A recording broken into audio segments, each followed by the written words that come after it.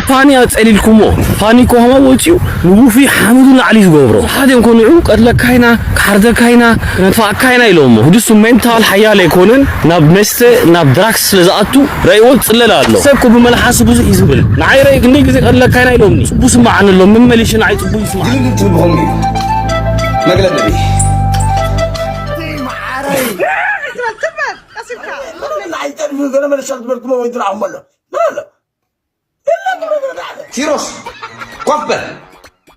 سلام حوات سلام بحدش فيديو تمرشكم عليهم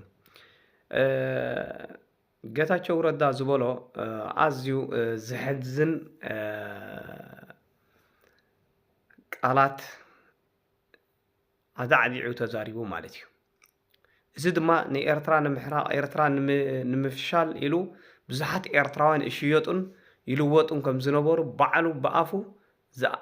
ዝኣመኑሉን ዝተዛረቦን ኣሎ ማለት እዩ እዚ ድማ ኣዝዩ ካብቲ ግዕዘይ ኣመራርሓ ናይ ትግራይ ዝነበረ እዩ ማለት እዩ ብዙሓት ኤርትራውያን ይሸይጥ ነርና ከም ንብረት ገለገለ እናበለ ብዙሕ ቃላት ደርቢዩ ማለት እዩ እዚ ኣዝዩ ንኽትሰምዖ ዝሕዝን ቃላት ኣብ ትግራይ ክፍጸም እኔ እስካሁን ያሸሁት ይበቃኛል። እስካሁን የታገስኩት ይበቃኛል። ሰው ሲሸጡ የሚኖሩ ሰዎች አሉ። ኤርትራዊ መሸጥ ንብረት ነው የሚባለው ንብረት ነው የሚለው አውርደዋል ታፍንና እንግዲህ ዓላማው የኤርትራን ሰራዊት እናፍርሰው የሚል ነበር በእኛ በኩል። የኤርትራን ሰራዊት ለማፍረስ ግን ሰዎች እንዲመጡ ማድረግ ነው። ግን ኤርትራን ሰራዊት ማፍረስ ዘመቻ ጀምሬያለሁ ብሎ ይሄን የሚመራው ወገን ገንዘብ ያላቸውን ሰዎች ብቻ ነው ማፍረስ የሚችለው። ስለዚህ የደሃ ልጅ ወጥሮ ሊዋጋ ይገደዳል ማለት ነው። ከያዝኩ በኋላ 27 ወጣት አንድ ቤት ተዘጋና ቤተሰቦች ያላችሁ ባሉ ውጭ ሀገር ያሉ ሰዎች አካውንት እየተጠየቀ እያንዳንዱ ሰው ሚኒመም $4000 እንዲያስገባ ተደርጎ 20 ሰው ካፈንክ $80,000 ታስገባለህ። በዚህ የውጭ አካውንት ከፍተው በሺዎች የሚቆጠሩ ሰዎችን እየሸጡ ግን በዓሉ ወጪው እሞድማ መሪሕነት እናተቃለስካ እናደለኻ ከምዛ ዓይነት አካይዳ ዝነበረካ ሰብ ብጣዕሚ በቃ ፉንፉን በቃ እዚስ እንታይ ሃገር ክመርሕ ይሓሲቡ ኤርትራው ከም ንብረት ንሸጦ ነርና ገለገለ እናበልካ ኣብ ኤርትራ ግን ኣይትረኽቦን ኣብ ኤርትራ ተጋሩ ስጋብ ሕጂ ምስክርነትኩም ዘይሃብኩም ኣነ ይገርመኒ ሰራዊት ኤርትራ ንህዝቢ ረኺቡ ኣብ ጽርግያ ይኹን ኣብ ገለ ረኺቡ ከም ዝሕግስ ቃልኩም ዘይሃብኩም ገለገለ ትህቡ ኢኹም ግን ብልክዕ እቲ ሰራዊት ኤርትራ ዝበሃል ብጀካ ንጸላይ ከምኡ ብረት ዝዓጠቀ ንኻልእ ከም ዘይደፍርን ከም ዝሕግዝን እቲ ሓቀኛ ምስሉ ዘይገለጽኩም ዘለኹም ዝተሓገዝኩም ሰባት ብዙሓት ስለ ዘለኹም ዋይ ዘይትገልጽዎ ሓደ ክልተ ትገልጹ ርኢኩም ኢና ሰራዊት ኤርትራ ሓጊዝና ትብሉ ሓደ ክልተ ኣለኹም ሰራዊት ኤርትራ ብምሕጋዝ ብዲስፕሊን ብምእዛዝ ካብቲ ዝተዋሃቦ ትእዛዝ ነቕ ዘይብል መራሒን ተመራሒን ኣዛዝን ተኣዛዝን ከም ዘሎ ማለት እዩ ብዘይ ትእዛዝ ፍጹም ነገር ከም ዘይገብር ሰራዊት ሓላፊኡ ኣኽቢሩ ስጋብ መራሒ መስርዕ ዘሎ ብትእዛዝ ከም ትኸይድን ተቐይዱ ዝፍጽም ነገር እዩ ንኸምዚ ዓይነታት ጽይቁነት ዝኾነ ኣይፍጽምኒ ማለት እዩ እኳ ደኣ ንህዝቢ ዝሕግዝ ሰራዊት ምእዙዝ ዝኾነ ሰራዊት ከም ዘለና ንሕና ጥራይ ከና ንምስክረሉ ዓለም ሙሉእ ትፈልጠላ ሕጂ ዋይ ግን ተጋሩ ብዙሓት ኣለኹም ዝተሓገዝኩም ብሰራዊት ኤርትራ እቶም ህዝቢ ዝተሓገዝኩም ኣለኹም ከምዚ ናይ በዓል ናትኩም ገታቸው ረዳ ዝብሎ ዘለዎ ዘይኮነ ናትና ድማ በንጻሩ ማለት እዩ ብጀካ ከማኻ ብረት ዝዓጠቐ ንሃገርና ክደፍር ዝመፀ ካልእ ንካለኸሉ መገዲ የለን ንህዝቢ ንሕና ሰራዊት ንሓንቲ ቅንጣብ ብጀካ ብስነ ሓሳብ ወይ ብሓገስ ፍጹም ነገር ከምዘይ ዝኾነ ከምዘይገብር ማለት እዩ ገታቸው ረዳ ግን ዝዛረቦ ዘሎ ነገራት ንምንታይ እዩ ሕጂ ተዛሪብዎ ንምንታይ ሕጂ ዝቃላት እዚ ትዛረቦ ዘሎ ንትግራይ ንምሕራብ ንውንጃል ተኮይኑ ካልእ ነገራት እዩ ምክንያቱ ትግራይ ሕጂ ትኸዶ ዘላ ትግራይ ምስ ኤርትራ ጽምዶ ዝበሃል ተላዒሉስ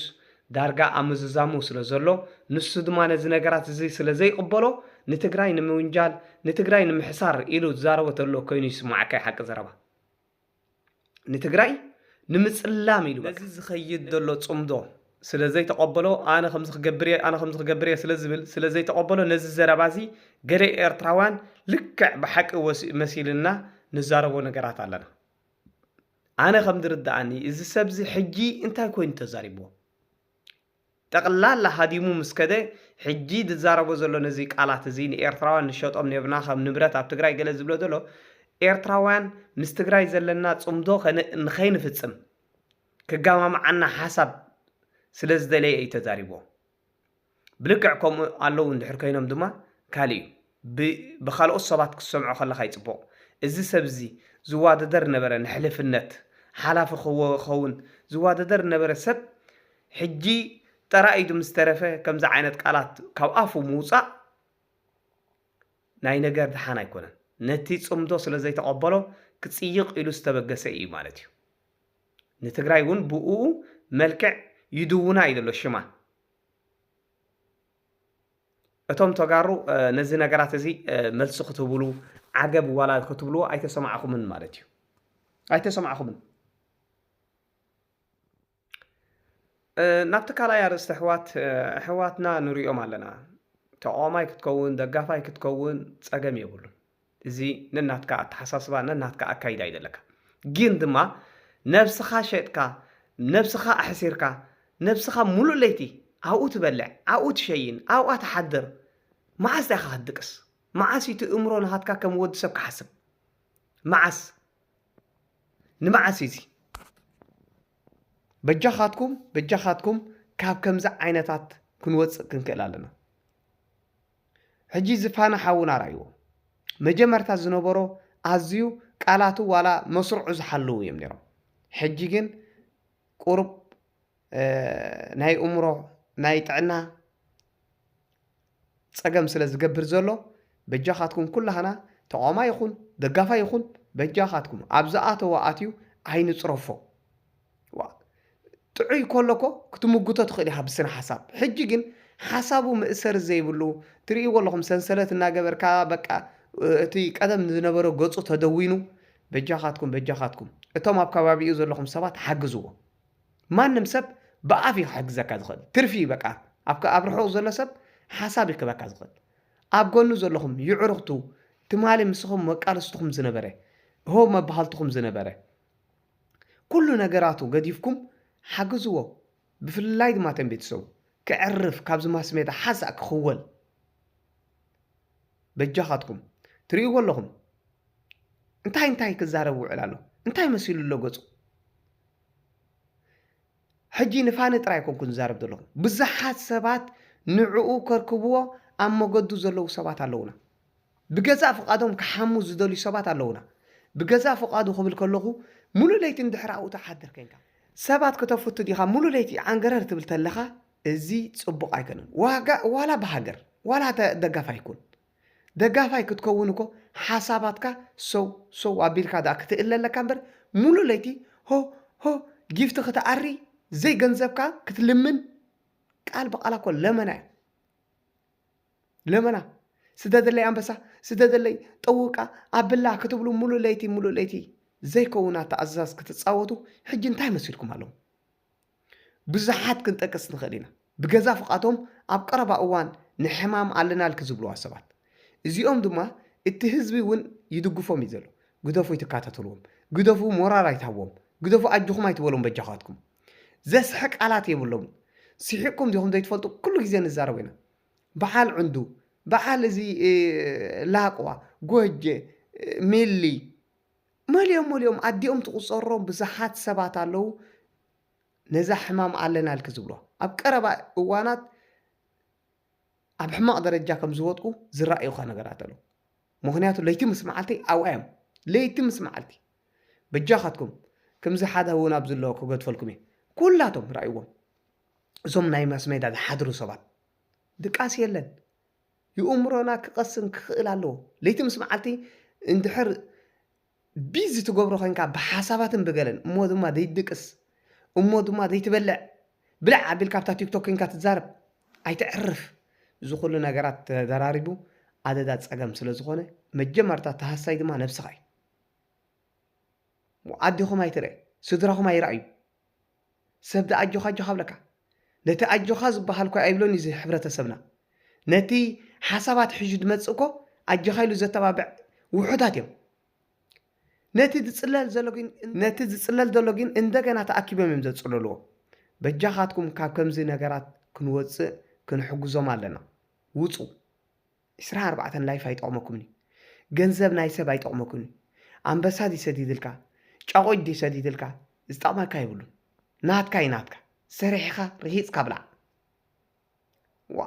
ዝኸፍለካ እዩ ዘሎ መሲልካ እምበር ብእምሮኻ እዩ ዝፃወት ዘሎ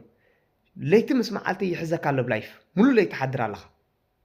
ንዑ ተስሕቕ ዘለኻ መሲልካ ገንዘብ ተኣርር ዘለኻ መሲልካ ኣብኡ ኸይትኩም ትበልዑ ሰባት ኣብዚ ላይፍ እኮ በቃ ወላቲ ኣባላልዓኹም ናይ ሰብ በቃ እንታይ ዓይነት ኣረሚን እዩ ዘሎ ብትሓንጉልኩም በጃኻትኩም እዚ በቃ ናትና ባህል እውን ኣይኮነን ናትና ሃይማኖት ኣይፍቅድኒ በስማም ኢልካ ብህድኣት በልዒኻ ተመስገን ኢልካ ንኣምላካ መስኪንካ ይዕረፍ እንታይ ኣብ ላይፍና ከምዚ በልዒኻ ዘይትፈልጥ በጃኻትኩም ቀንዲ ኣነ ምስ ህዝቢ ምስ እዞም ተካተተልዎም ዓገበልዎም ካልኦት ኣለውኹም ተኻታተሉ ግደፍዎም እስከ ካብ 1000 ዝነበሩ ናብ 300 ካብ 300 ዝነበሩ ናብ 100 ናብ 50 ናብ 200 ዝተረፉ ክገድፉ እዮም ኣይትካተተሉ እንታይ ከም ትገብሩ ኣብኡ ተሓድሩ በጃኻትኩም እዞም ከምዛ ዓይነት ናብ ዘይድሊ ዝኸዱ ዘለዉ ሰባት ንሓግዞም ነልግሶም ካብዚ ማስ ሜዳ ነፍሶም ክኣልዩ ነፍሶም ክፈቕዱ ንስድሮኦም ክዝክሩ ክንገብሮም ክንክእል ኣለና ናይዚ ፋና ሓውና ምሕረት ኣውርደልካ ክቡር ሓወይ ኩላትና ደጋፈ ይኹን ተቃውማ ይኹን ግን ብሕማቕ ዓይኒ ኣይንረአዮ በጃኻትኩም ቀደም በተሓሳስባ ክንፋለለ ንኽእል ኢና ኣብ ሕማም ግን ስለዘይመክሕ ኩላህና ክንተሓቋቆፍ ኣለና ኣብ ዓዲ ስደት ኢና ዘለና በጃኻትኩም ነዚ ሰብዚ ኣብዛ ኣተወ ኣትዩ ኣይንፅረፎ ኣይነዋርዶ በጃኻትኩም እቲ ቃላቱ ሕማቕ ኣይዛረብ በቲ ወሪድዎ ዘሎ ናይ ጥዕና ፀገማት ኣብ ገፁ ዝርአ ኣብ ሓሳቡ ዝርአ ዘሎ ክንሕግዞ እዩ ዘለና ሓደ ቤተሰብ የብሉን ዝሕግዞ ካብዛ መዝሜዳ ዝኣልዮ ዝኽእል ሰብ የለን